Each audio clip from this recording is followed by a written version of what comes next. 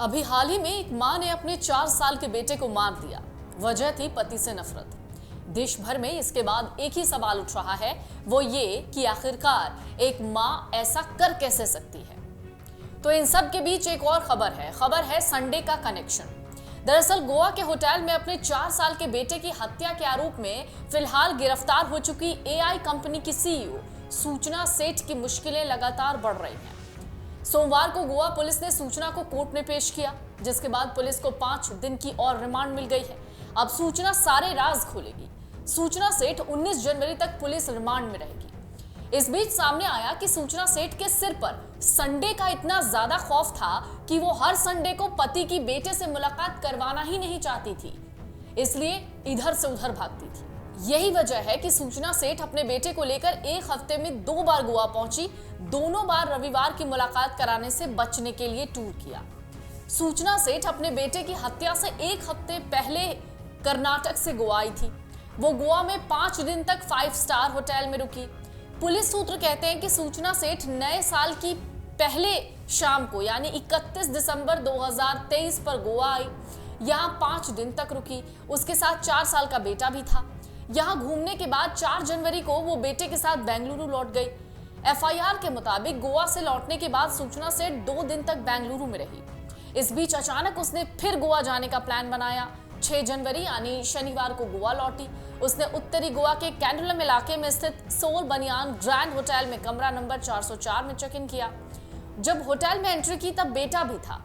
सूचना ने इस होटल की बुकिंग पहले से ही कर रखी थी, यानी 10 जनवरी तक करवा रखी थी। रिसेप्शन पर उसने अपना आईडी कार्ड दिया, लेकिन 7 जनवरी की रात को करीब 9:10 पर सूचना ने होटल के कर्मचारियों से कहा कि वो जरूरी काम से बेंगलुरु जा रही है, इसलिए जल्दी चेकआउट कर लेगी।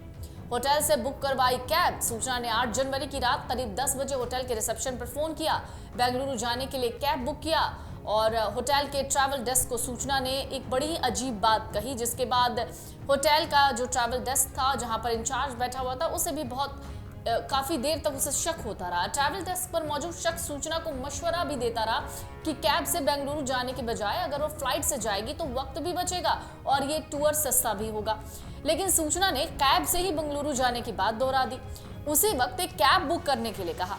सूचना ने ट्रैवल डेस्क से यह भी कहा कि पैसे की चिंता मत करो, जो भी किराया होगा दे दूंगी। अब इसके बाद क्या? दरअसल 8 और 9 जनवरी की दरमियानी रात करीब 1 बजे एक इनोवा कार होटल पहुंचती है। सूचना रिसेप्शन पर पहुंचकर बिल चुका देती है, चेकआउट कर लेती है। इसके बाद वो बैग लेकर होटल से बाहर निकलती है। बाहर खड़ी इनोवा कार में बैठ जाती है। ये कार गोवा से बेंगलुरु के लिए रवाना हो गई। होटल वो अपने 4 साल के बेटे के साथ आई थी, लेकिन चेकआउट के बाद जब वो होटल छोड़ रही थी तब उसके पास सिर्फ एक बैग था। कार में 2 ड्राइवर भी थे। सूचना को कर्नाटक के चित्रदुर्ग जिले से उस समय पकड़ा गया जब पुलिस को उसके होटल वाले रूम में खून के धब्बे मिले। चित्रदुर्ग पुलिस ने बैग चेक किया तो उसमें बेटे की लाश थी। अब सूचना ने बेटे को मारा क्यों? पुलिस कह रही है कि सूचना और उसके अलग हो चुके पति वेंकटरमन पीआर के बीच रिश्ते ठीक नहीं थे। दोनों अलग अलग रहते थे। मामला कोर्ट में था। कोर्ट ने सूचना सेठ को हफ्ते में प्रत्येक रविवार बाप बेटे की मुलाकात करवाने की बात कह दी थी। सूचना और वेंकट के बीच बेटे की कस्टडी की लड़ाई थी। रिश्ता अच्छा नहीं था, तनावपूर्ण था, ये भी एक वजह रही होगी। सूचना किसी भी तरह से रविवार को वेंकट यानी अपने पति और बेटे की मुलाकात होने ही नहीं देना चाहती थी, इसलिए वो हर रविवार कुछ ऐसा प्लान करती थी कि उसका पति अपने बेटे से मिल ही ना पाए। लगातार या तो वो बहाने बनाती या बेटे को लेकर कहीं बाहर घूमने निकल जाती।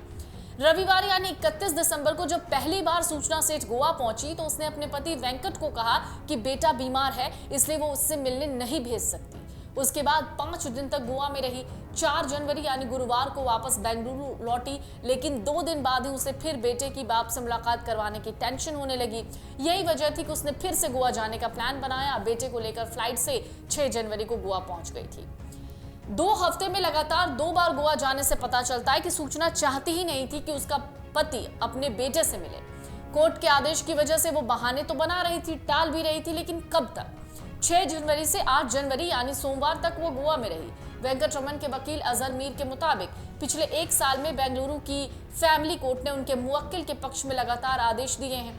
कोर्ट ने हर रविवार को वेंकट को उसके बेटे से मिलने की इजाजत दी थी, लेकिन सूचना ऐसा होने ही नहीं देना चाहती थी।